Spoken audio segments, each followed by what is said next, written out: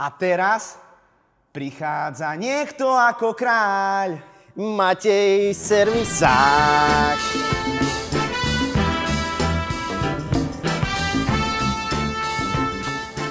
Je zima.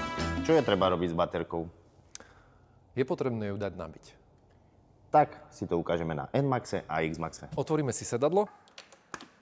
Dáme si dolu kryt baterky. Je na to potrebný krížový šrubovák.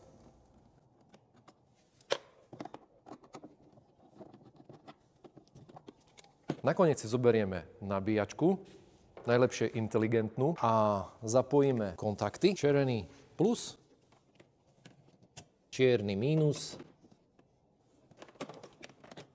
A necháme odpočívať kľudne až do začiatku sezóny. Pri XMAXe je to troška zložitejšie, lebo máme tu plast, ktorý je upevnený spredu na novšom a pri staršom zozadu.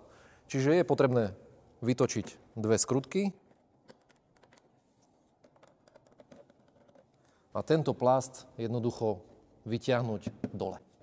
Posledným krokom je napojenie kontaktov batérie a nabíjačky.